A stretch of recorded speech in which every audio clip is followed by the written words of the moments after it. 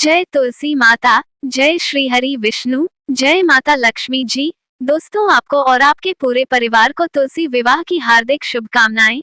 माता तुलसी आपके घर परिवार में खुशियां ही खुशियां बरसाती रहें। दोस्तों, जिस घर में तुलसी जी को रोजाना पूजा होती है, उस घर में कभी दरिद्रता का वास नहीं होता।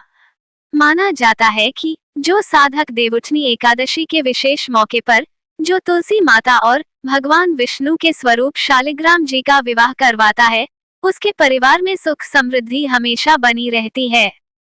नमस्कार दोस्तों, बातें ज्ञान की YouTube चैनल में आपका स्वागत है। इस चैनल के द्वारा भक्ति, ईश्वर कथा, पौराणिक कथाएं, प्रेरक कहानियां और ज्ञानवर्धक कहानियों का विशेष संकलन आपको मिलेगा और आप ऐसे ही ज्ञानवर्धक वीडियो देख पाएंगे। कृपया चैनल को सब्सक्राइब करें, वीडियो को शेयर करें और अपना बहुमूल्य साथ बनाए रखें। धन्यवाद दोस्तों। जय श्री कृष्णा, राधे राधे। सनातन धर्म में तुलसी के पौधे को बहुत ही पवित्र और पूजनीय माना गया है। कार्तिक माह में आने वाली एकादशी, जिसे देवउठनी और प्रबोधिनी एकादशी के नाम से भी जाना जाता है, इस विशेष दिन पर तुलसी का महत्व और भी बढ़ जाता है, क्योंकि इसके अगले दिन यानी द्वादशी तिथि पर तुलसी जी का शालिग्राम के साथ विवाह कराया जाता है। ऐसे में आइए जानते हैं तुलसी विवाह की पूजा विधि। कार्तिक माह की द्वादशी तिथि 23 नवंबर रात 09:01 से शुरू हो रही है। साथ ही इसका समापन 24 नवंबर को शाम 07:06 पर होगा। ऐसे में तुलसी और शालिग्राम विवाह 24 नवंबर को करना शुभ रहेगा। ऐसे में इस दिन प्रदोष काल शाम 05:25 से 06:04 तक रहने वाला है। सबसे पहले तुलसी विवाह के दिन सुबह जल्दी उठकर स्नान आदि से निवृत्त हो जाएं। इसके बाद पूजा के स्थान को गंगाजल छिड़कर पवित्र कर लें। इसके बाद 2 लकड़ी की चौकी बिछाएं और उस पर लाल रंग का आसन बिछाएं। एक कलश में गंगा जल भरें और उसमें आम के 5 पत्ते डालें, फिर इसे पूजा स्थान पर रख दें। एक आसन पर तुलसी का पौधा रखें और दूसरे आसन पर शालिग्राम जी को स्थापित करें। अब तुलसी के गमले पर गेरू लगाएं और तुलसी के समक्ष घी का एक दीपक जलाएं। इसके बाद तुलसी और शालिग्राम पर गंगाजल का छिड़काव करते हुए उन्हें रोली या फिर चंदन का टीका लगाएं। अब तुलसी के गमले में ही गन्नों की मदद से एक मंडप बनाएं। इसके बाद तुलसी माता का श्रृंगार करें और उन्हें लाल चुनरी पहनाएं। अब शालिग्राम जी को चौकी समेत हाथ में लेकर तुलसी जी की 7 बार परिक्रमा करें।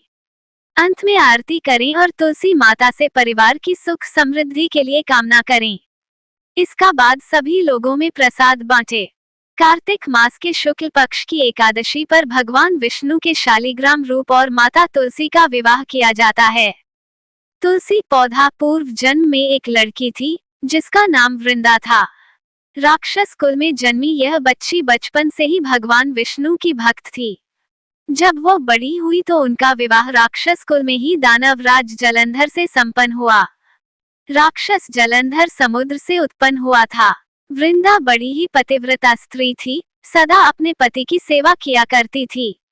एक बार देवताओं और दानवों में युद्ध हुआ। जब जलंधर युद्ध पर जाने लगे तो वृंदा ने कहा, स्वामी आप युद्ध पर जा रहे हैं, आप जब तक युद्ध में रहेंगे मैं पूजा में बैठकर आपकी जीत के लिए अनुष्ठान करूंगी। जब तक आप नहीं लौट आते मैं अपना संकल्प नहीं छोड़ूंगी। जलंधर तो युद्ध में चला गया और वृंदा व्रत का संकल्प लेकर पूजा में बैठ गई। उसके व्रत के प्रभाव से देवता भी जलंधर को न हरा सके। सारे देवता जब हारने लगे तो विष्णु जी के पास पहुंचे और सभी ने भगवान से प्रार्थना की। भगवान बोले, वृंदा मेरी परम भक्त है, मैं उससे छल नहीं कर सकता। इस पर देवता बोले कि भगवान दूसरा कोई उपाय हो तो बताएं, लेकिन हमारी मदद जरूर करें। इस पर भगवान विष्णु ने जलंधर का रूप धरा और वृंदा के महल में पहुंच गए। वृंदा ने जैसे ही अपने पति को देखा तो तुरंत पूजा में से उठ गई और उनके चरणों को छू लिया। इधर वृंदा का संकल्प टूटा, उधर युद्ध में देवताओं ने जलंधर को मार दिया और उसका सिर काट कर अलग कर दिया। जलंधर का कटा हुआ सिर जब महल में आ गिरा तो वृंदा ने आश्चर्य से भगवान की ओर देखा, जिन्होंने जलंधर का रूप धर रखा था। इस पर भगवान विष्णु अपने रूप में आ गए पर कुछ बोल न सके। वृंदा ने कुपित होकर भगवान को श्राप दे दिया कि वे पत्थर के हो जाएं। इसके चलते भगवान तुरंत पत्थर के हो गए। सभी देवताओं में हाहाकार मच गया। देवताओं की प्रार्थना के बाद वृंदा ने अपना श्राप वापस ले लिया। इसके बाद वे अपने पति का सिर लेकर सती हो गईं। उनकी राख से एक पौधा निकला। तब भगवान विष्णु जी ने उस पौधे का नाम तुलसी रखा और कहा कि मैं इस पत्थर रूप में भी रहूंगा, जिसे शालिग्राम के नाम से तुलसी जी के साथ ही पूजा जाएगा।